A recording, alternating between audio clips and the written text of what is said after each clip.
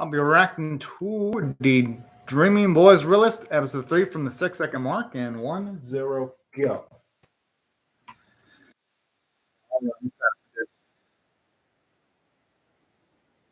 I hope this episode's a little bit better paced than episode 2, though.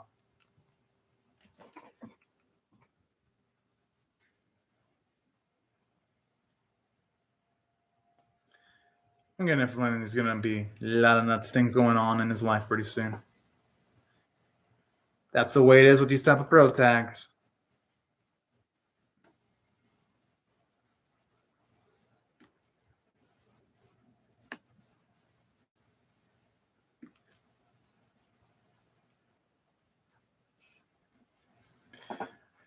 But he just has to fucking exercise more if he doesn't want to be against his heart. I'm sure if it was his crush, he would not mind the article of clothing one bit. Or lack of, therefore, if his crush would have showed up with almost no clue. I like how now he's just barely realizing it. But like never, I guess.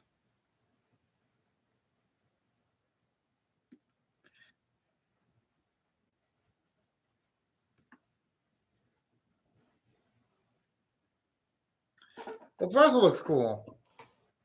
Or should I say teacher? I gotta admit, that food looks fucking good. You can definitely tell she wanted her Mill MC there. I really do hope he notices the signs, but you never know.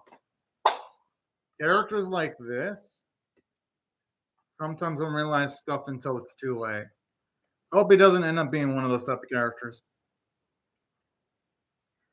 And plus, part of me wants to see something happen so that at least the series can end off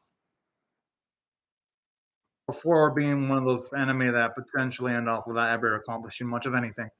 Because they're sup, Spiral Matt. Which character's not important to you, Spiral Matt? Well, yeah, obviously the ones that matter are obviously our two main leads. They're the important ones. And then everyone else is to be determined. But man, I really hope, for the sake of all these characters, there is no NTR. Well, man, do these stop a romance and they make me paranoid as hell. Like, I really do. But you know what? I like to be an optimist. Some people just don't like talking that much, Spiral Man. It just depends, really.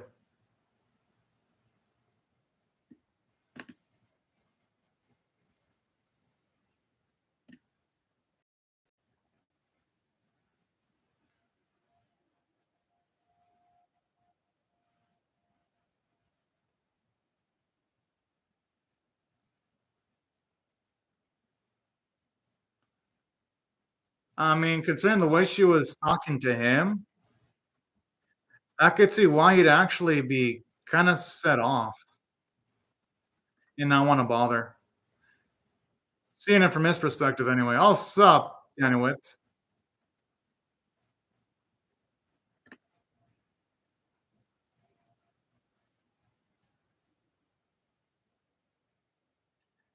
It'd be kind of funny being that it was someone else, and then that's when she reacts. Maybe she does, Spiral Man. It's just that she's the type that's really particular about certain things. That's gotta be what it is.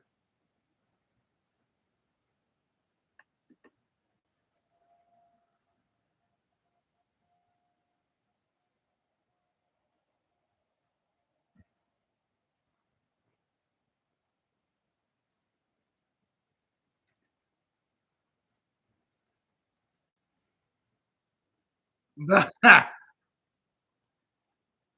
yeah, I'm not gonna blame. Like, if you're not invited somewhere, why the fuck would you want to go? Because at that point, yeah, if you're not invited, it's like, why even bother going? It goes, and here's the thing: when someone gets all pissy,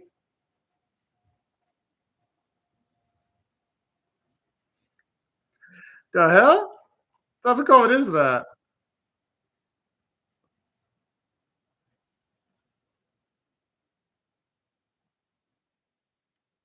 That was quick. Oh,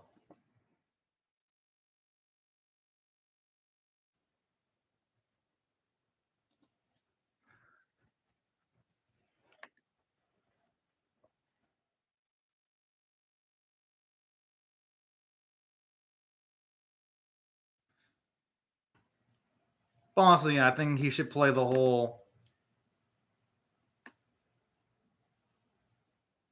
Honestly, Sasha just talk to other, at least to a lot more women, in my opinion. But I'm not, if only life were that easy. The thing is, Danowitz is doing that because she perceives that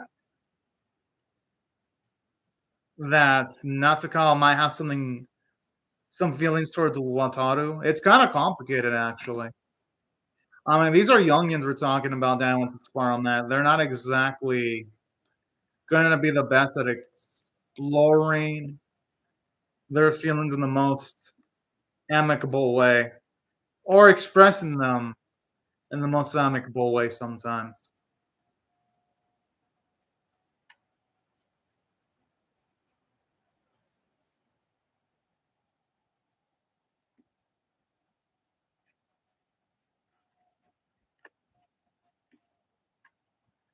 Can you really call a marital squabble though if Natsukawa like was saying some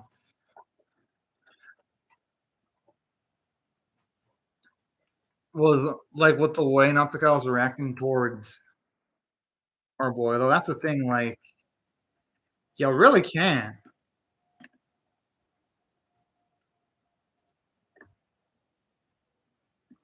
Honestly, it's felt into each other almost every single episode of the series since Natsukawa and Satoshi were introduced in like episode one, and after that, they haven't really had a real conversation with each other. So it really, yeah, if they perceive it as it being a while, I wouldn't really blame them. So you'll be getting mad pretty easily, Spiral Matt.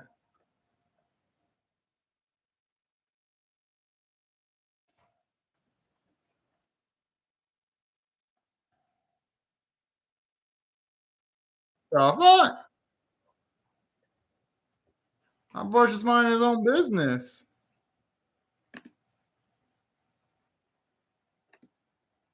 Yeah, it's not like he did anything.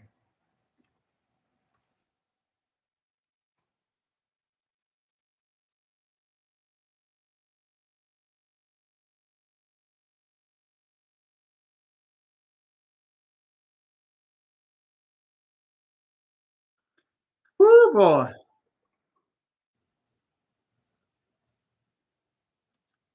And the thing is, though, even if I cast feelings for the main male character, he's been trying to express his feelings towards her for how long? And then Natsukawa's bitching now that he's ignoring her and turning her down. She really has no right to be bitchy at all.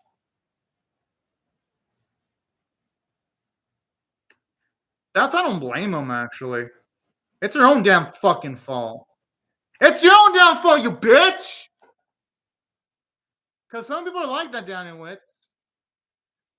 Here's the explanation. Natsukawa, she's just barely now realizing that she cares about him. Only after now he's talking to other women. But she's the one that pushed him away in the first place. So she has the right to be a jealous fucking bitch. It's her own damn fault. And I don't blame it. I don't really blame Wataru at all, Daniel Witz. I mean, holy fuck.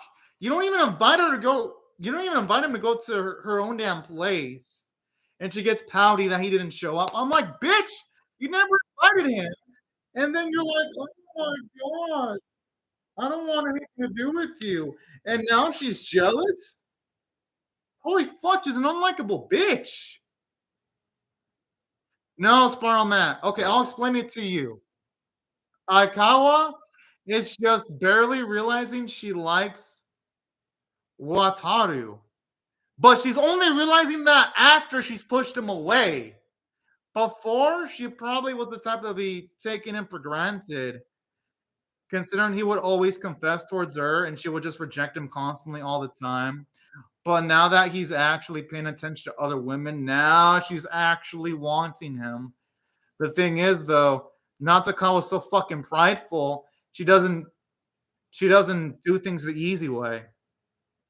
But on that, there are people like that in real life. Some people are like that. They make their lives fucking complicated. There are people like her, Spiral Man, that really don't know what the fuck they want until they're close to losing it or they lose it. But honestly, though, no, she really is acting kind of bitchy, though. Holy fuck. She is a headache. Like, holy cow. That's why I don't really blame Wataru for not noticing her feelings at all. At like, how can you? And not only that, earlier Aikawa just literally moved him too. Like, holy cow. Almost moved her boat like a fucking rag doll.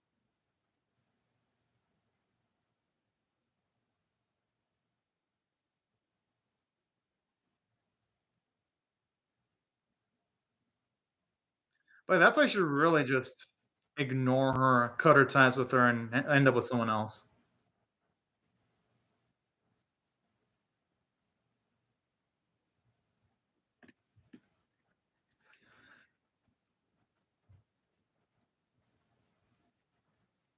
And I don't blame her for thinking like that.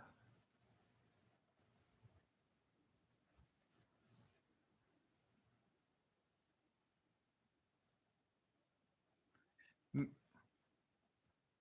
some of them don't really know that's Brahma until it's too late. That's what they say. Some people like learning things the hard way.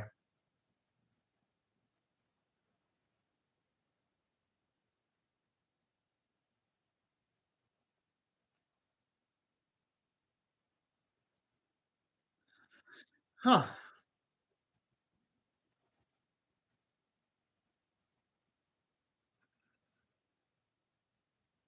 Oh, okay. I like this. It actually makes his relationship with Kaede a lot more multi-layered now.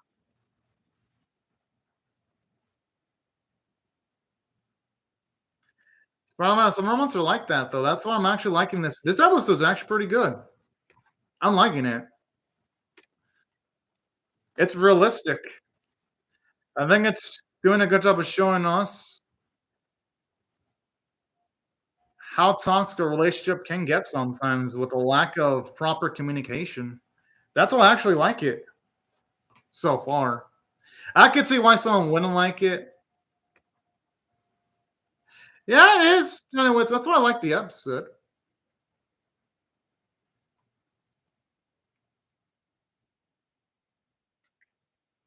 Probably makes it both potentially.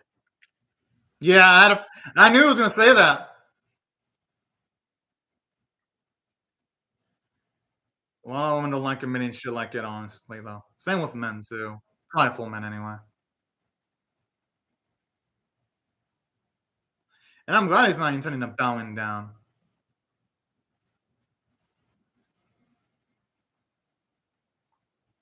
He actually kind of does have the looks, though.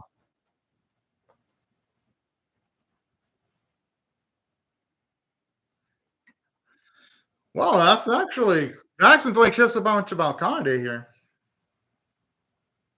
Yeah, at least this time, Natsuko. Yeah, Natsuko was doing the shit that she was criticizing. What title for in episode one? Funny how that works when it comes to Natsukawa, the hypocrite. Like, holy cow! Whoa! But yeah, that was an amazing catch, though.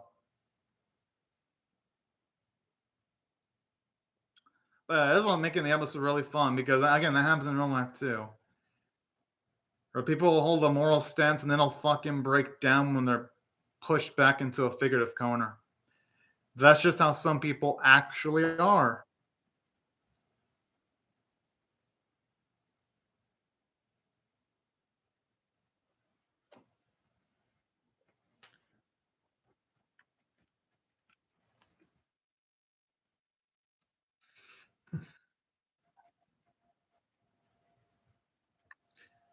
Ain't you gonna want to admit it in front of her bro though?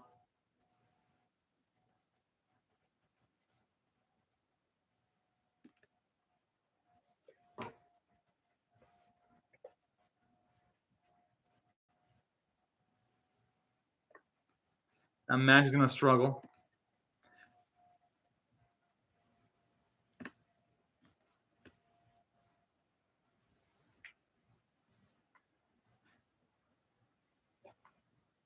The other fact that she's hesitating says a lot. Damn. So how about lowering the fucking bar?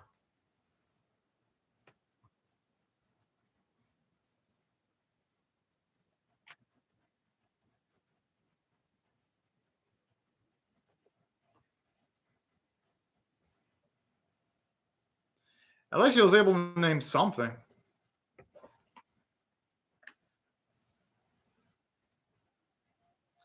At least she came out with it. Nah, he's actually right.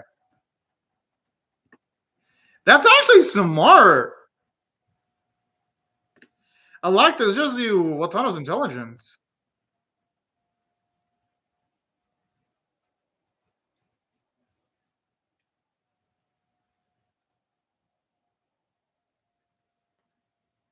Hmm. Wow. This honestly is the best episode for Watano. Like it's shown off the most about him.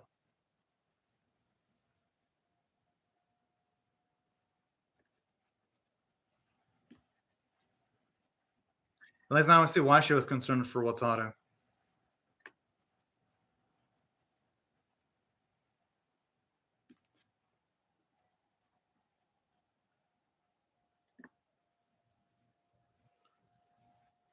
Come on, he's gotta have a little bit more faith in the brother.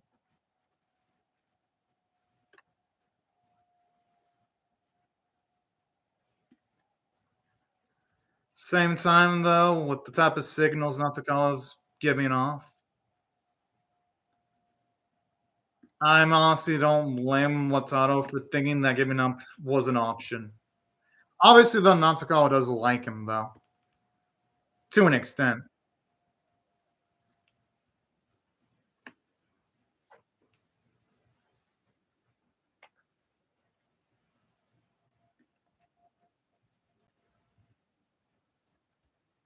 Damn, yo.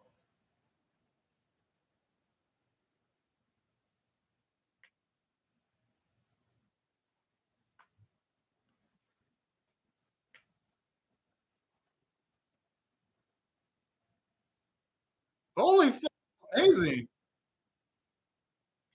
He's just laying it on. I didn't see more of this one Wataru. Like, if I see moments like this, he'll become a really fucking good character. I like that. He likes all of her negative and positive traits. True that, Danny Wits. And that's what I love. He's making a good effort. Yeah, I like the sister character too. You don't need kindness.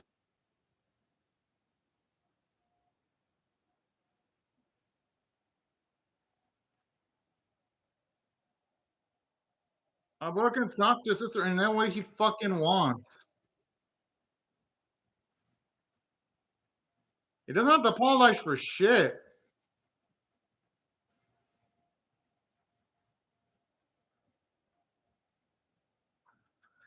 Honestly, that's physical abuse right there. What the okay, no, she's really pissing me off. I doesn't have to apologize for shit. And why was she listening in on this really private conversation? Like, my goodness. I agree, Danowitz. This is kind of disgusting.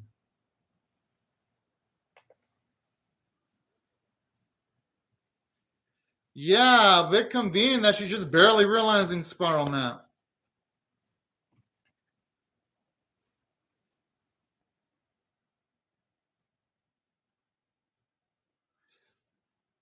Don't get me wrong, that's like the most obvious sign that she has interest in Wataru. No, if I'm Wataru, my mind would be thinking, would she even be worth it at that point? The way she like earlier dragged him out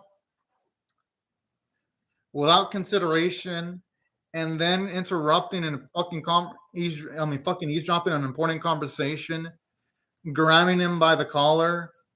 I don't know about y'all, but that's kind of a lack of respect. I'm like, damn, woman,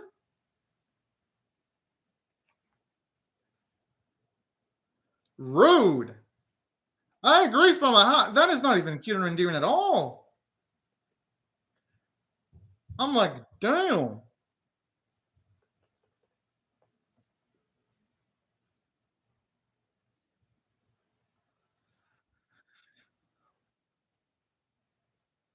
You know, that's his mother's a beauty.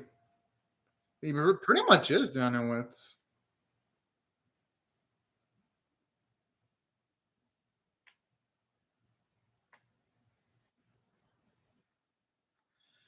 Honestly, Spiral Mats, I wouldn't have really apologized. Considering the fact that she had no nice things to say about her own brother, only said 10 top ordinary things, I personally wouldn't have bothered. I'd be like, fuck that.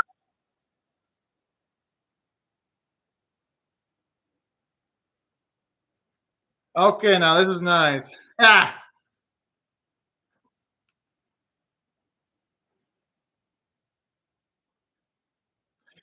I got it. That is fucking cool.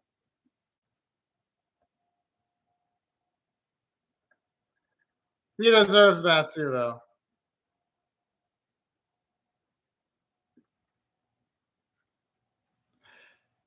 All right, that's actually a really good episode. I'm giving this an 8 out of 10. Because yes, even though Natsukawa is bitchy, she's a bitch. Let's just call it how it is. She's a bitch. She's a realistic bitch. Because some bitches don't realize what they have until they lose it or they're close to losing it. So it makes sense how she's just barely realizing she has feelings for him. Especially at the end when she realizes that she's been listening in and essentially stalking Wataru. That was a really damn good scene right there, and her facial expression was glorious. And yeah, she was toxic. I mean, holy cow. Like doing all that stalking, grabbing him multiple times. I'm like, whoa. So yeah, I like things like that. And I like how Kari actually is pretty perceptive of her own words too, which is cool. I like that. You know what a really good character. And this episode made me really like him. Before I was like, yeah, he's okay. This episode, I'm like, okay, he's a good character. Because before this, I thought he was just okay. Now, like, you know what? He's a bit better than okay. And now I actually want to see him succeed. Been on the running staff. I'm the opposite. Like, I give it a high score because of Nasakawa. So I'm not. There literally are people like there are literally women like that though, Spider-Man and Danny Woods. That's why I give it a high score. Like there are literally people that annoying. That's why even though she was toxic, she is the realistic type of toxic though. Like that type of toxicity exists out there.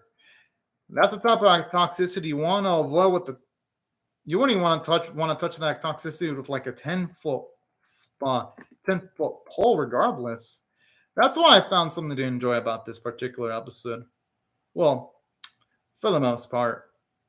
But yeah, honestly though, a lot of the issues definitely are of our own making, for sure though. Like no doubts about that. But anyways, I can also see why someone would like the episode too though. But anyways, thank you to Dan Woods, Sparrow, and everyone else for watching my video, and I hope you have a great day or night, y'all. Bye bye.